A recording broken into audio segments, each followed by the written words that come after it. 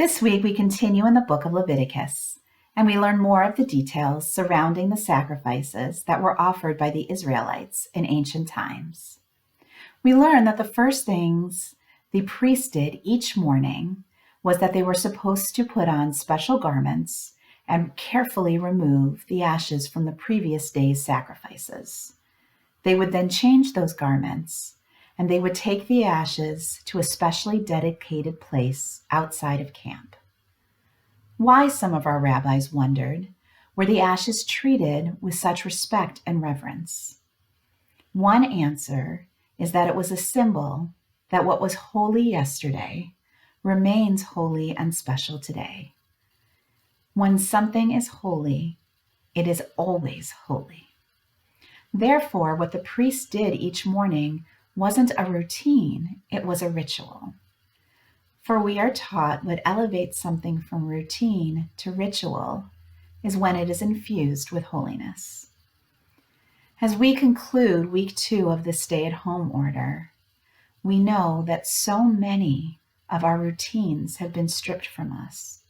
So much is different about our lives, and we are working so hard to establish new routines.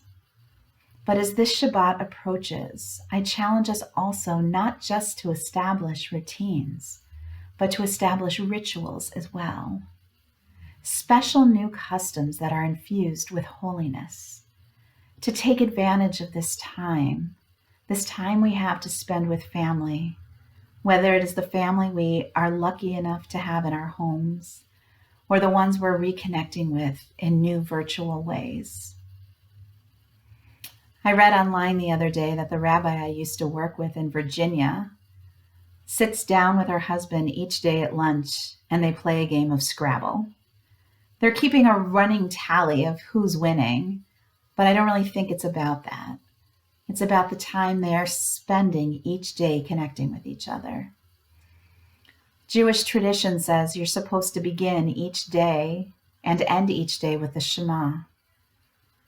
What if some of us started doing that, starting each day with the Shema and sharing something we were looking forward to that day, or ending each day with the Shema and offering something for which we are grateful?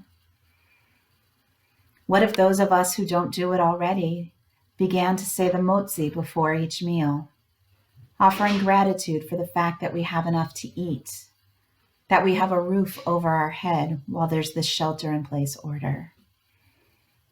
What if your family wrote a prayer for all those who are essential workers, that they remain safe and disease-free, and offered that prayer each day? There are so many ways we can establish rituals in this time, and not only do they infuse our lives with holiness, but they can bring comfort. I pray this Shabbat that you find many ways to bring ritual, to bring holiness, and to bring comfort to your life. Shabbat Shalom.